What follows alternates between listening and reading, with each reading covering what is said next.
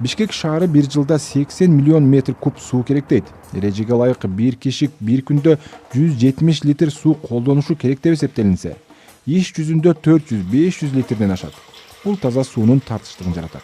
Шаар бийлиги ичүүчү суунун тартыштыгы жаралышына негизги себеп катары эки жагдайды: калктын сууну ашкерек коромжу кылып жатканын жана климаттын өзгөрүшүн белгилешет. Негизи сууну үнөмдөш керек. Мен сизге бир мисал келтирейинчи. Мисалы. Келиңиз бир арча бешикти алайлыз. Арча бешик бир 27 миң калк бар экен да, жашайт арча бешикте. Ошону мен барабар келиңиз бир 12-6, 5 микрорайонду алабыз. Ошол жакта 37 миң калк жашайт.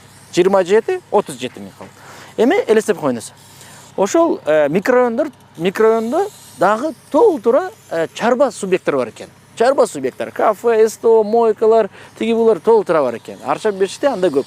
Бирок суунун потреблениесин карасак, арча бешиктин жарандары күнүнө 600 литрден сууну колдонот. 600 литр.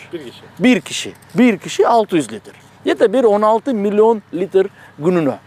16 миллион литр. Мореге ошол 3 микрорайон, 37 миң калк, канча чарба субъекттер бар экен, канча заводдор бар экен, ичинде ошолор болсо 14 миллион литр күнүнө колдонот. Неге? Анткени чынында эле айтсам, счетчиктер бар экен. Толтура счетчиктер бар экен. Счетчик болгон жерде сөзсүз үнөмдүү болсун. Кеп арча бешикте эмес, эмне арча. Мен мисалы катары айтам. Толтура бизде жыл массивдери бар, райондар да бар. Азыр элдер ошол интервьюну көрүп туруп, өзүнө бир суроо берсе жакшы болот эле да. Менин счетчигим барбы, жокпу?